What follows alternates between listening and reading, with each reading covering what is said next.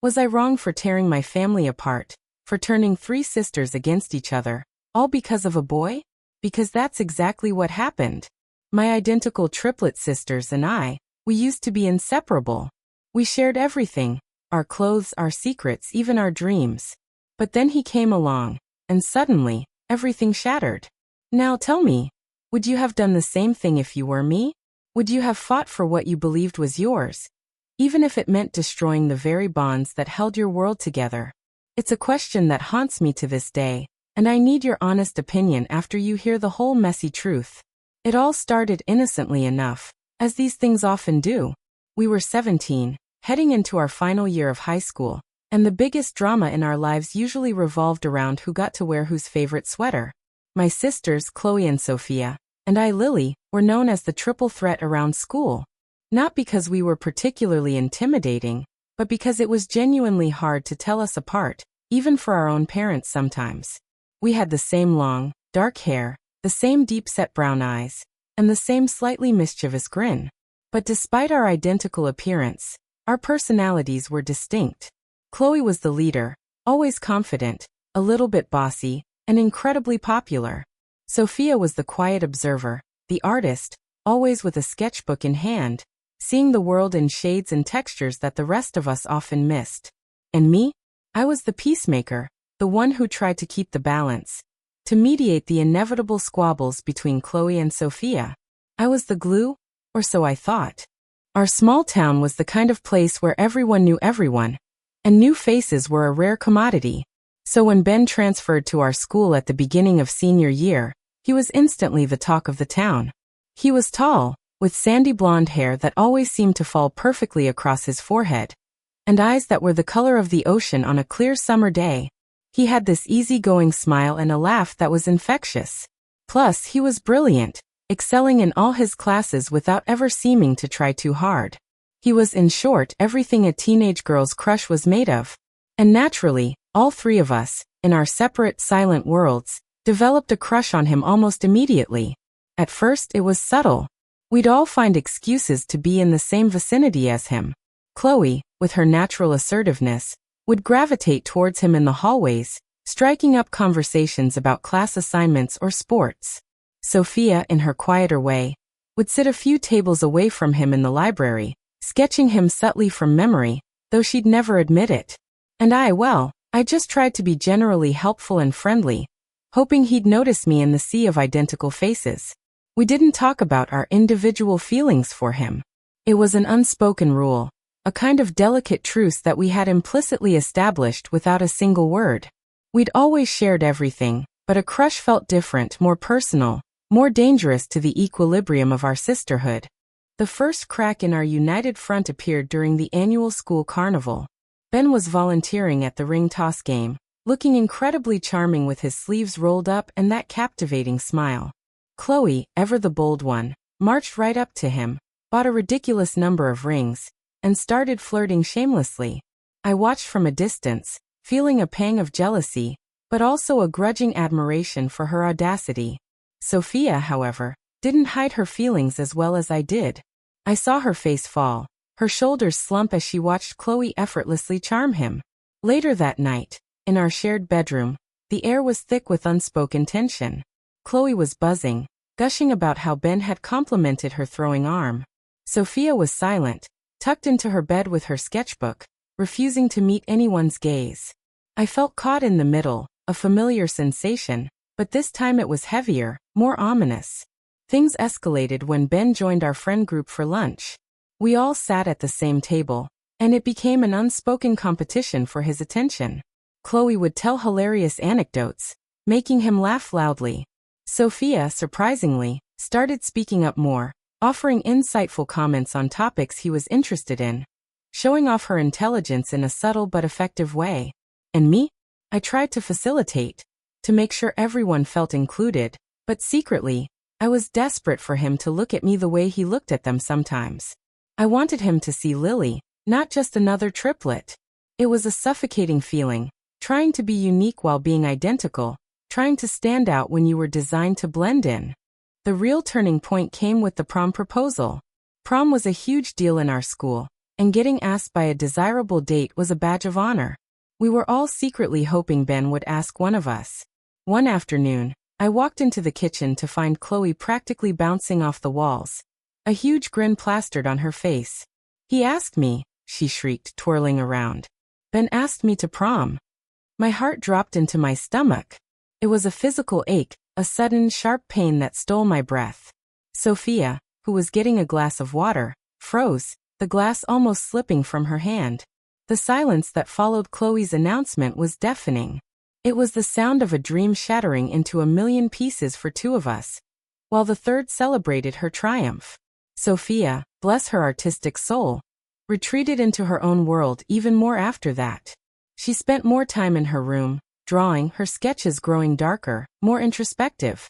She stopped joining us for lunch with our friends, opting for solitude in the library instead.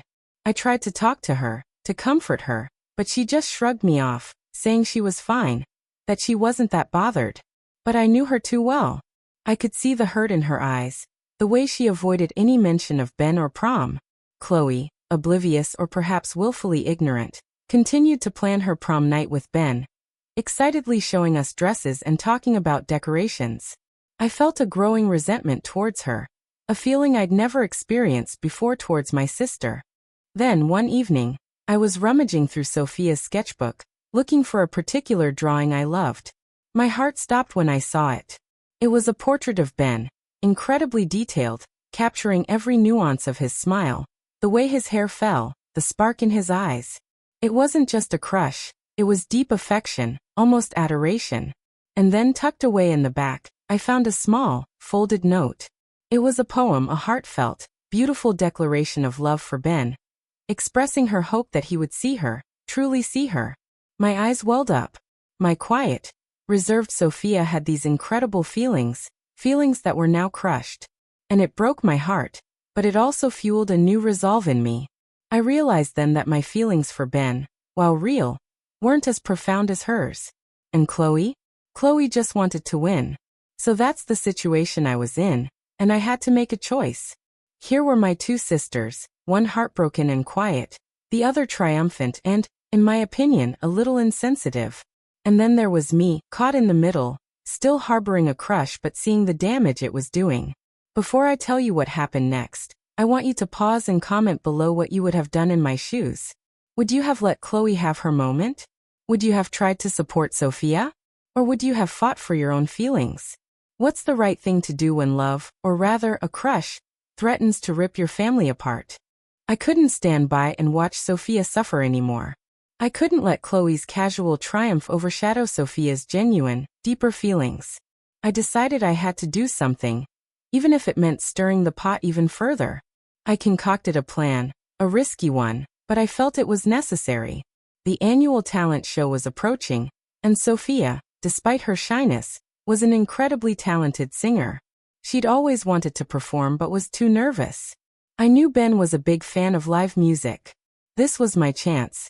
I approached Sophia, carefully, gently. I told her I'd seen her Ben portrait, and I told her I understood how she felt. I confessed my own fleeting crush, which I said had now faded, a white lie to make her feel less alone. Then I suggested she sing a song at the talent show, a song that expressed her feelings.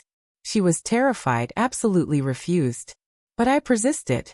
I told her it wasn't about Ben, not entirely. It was about her, about showing the world who Sophia truly was, about being brave. I even offered to help her choose a song and practice. After days of convincing, she finally, hesitantly agreed. We practiced in secret, late at night, Sophia singing softly so as not to wake Chloe. She chose a beautiful, melancholic song about unspoken love and hidden dreams. Her voice, when she truly let it out, was mesmerizing, full of raw emotion. As the talent show approached, Chloe was too busy with prom planning to notice our secretive endeavors. She was absorbed in her own world, basking in Ben's attention. The night of the talent show arrived. My stomach was churning with nerves, not for me, but for Sophia. She was trembling backstage, her face pale. I gave her a hug, whispered words of encouragement, and told her to just sing from her heart. When her name was called, she walked onto the stage, a tiny, fragile figure under the bright lights. The initial notes of her song filled the auditorium, and a hush fell over the crowd. Sophia closed her eyes and poured every ounce of her unspoken love, her longing, her pain into that song. Her voice swelled, full of vulnerability and power. I watched Ben from across the room. He was sitting with Chloe, but as Sophia sang, his eyes, initially just politely attentive, slowly widened. A look of recognition, then awe, then something deeper, crossed his face. He wasn't looking at a triplet anymore. He was looking at Sophia. When she finished, there was a beat of stunned silence. And then the entire auditorium erupted in applause. It was thunderous, an outpouring of appreciation for her courage and her artistry. Sophia, overwhelmed, bowed her head, tears streaming down her face. After the show, amidst the congratulations, Ben made a beeline for Sophia. I watched from the wings as he approached her, his face alight with admiration. He told her how incredible she was, how he'd never known she could sing like that. He said her song had deeply moved him. Chloe, who had been chatting with friends, noticed their intense conversation and her smile faltered. Her eyes narrowed as she watched Ben, completely engrossed in Sophia. The next day, the unspoken truce completely shattered. Ben, to everyone's surprise, and especially to Chloe's horror, broke up with her. He told her he realized he'd been so focused on superficial things, and that after hearing Sophia sing, he felt a connection with her that he couldn't ignore. He said he saw a depth in Sophia he hadn't seen before. Chloe was furious, absolutely incandescent with rage. She confronted Sophia, screaming, accusing her of backstabbing her, of stealing Ben. Sophia, usually so timid, stood her ground. She told Chloe she hadn't stolen anyone. She had simply shown Ben who she truly was, something Chloe had never bothered to do. Then Chloe turned on me. She knew I had encouraged Sophia, had helped her practice. She accused me of being a manipulative puppet master, of intentionally sabotaging her relationship with Ben. It was a messy, heartbreaking confrontation. All three of us yelling and crying in our shared bedroom. The sacred space that had once held our secrets and dreams now filled with bitterness and betrayal. We hurled accusations, dredged up old resentments, and said things to each other that we could never take back. In the end, Sophia and Ben started dating. They went to prom together, a quiet, happy pair. Chloe refused to go to prom altogether, locking herself in her room, heartbroken and resentful. Our sisterhood was irrevocably broken. Chloe stopped speaking to both of us, moving out of our shared room and into the guest bedroom, putting a physical distance between us that mirrored the emotional chasm. Sophia and I tried to mend things with Chloe, but her anger was too deep, too raw. She felt utterly betrayed, and she couldn't forgive us. Years have passed since then. Sophia and Ben are still together, happily married with 2 beautiful children. Sophia found her voice, not just in singing, but in life, becoming a confident and successful artist. Chloe eventually moved across the country for college, and while we exchange polite holiday cards, the closeness, the easy camaraderie we once shared, is gone. We are sisters by blood, but no longer by heart. I often wonder if it was worth it. Was it right to intervene, to expose Sophia's feelings, to essentially dismantle our family for the sake of one sister's love and another's truth? Sometimes I think yes, that Sophia deserved to be seen and loved for who she truly was. Other times, the ghost of our broken sisterhood haunts me, and I question if I acted out of a desire for justice, or a more subtle, unacknowledged jealousy of Chloe's initial success. I don't have all the answers. So, that's my story, the complete, messy, heartbreaking truth of how 3 sisters fought over the same crush. What do you think? Was I wrong? Did I do the right thing by helping Sophia, even if it meant fracturing my family? Like this video if you were on my side, if you think I made the right choice. Subscribe for more stories like this, for more raw, unfiltered moments from real life. And please share your final thoughts on this whole mess in the comments section below. I need to hear what you all think. I'll see you all in the next story.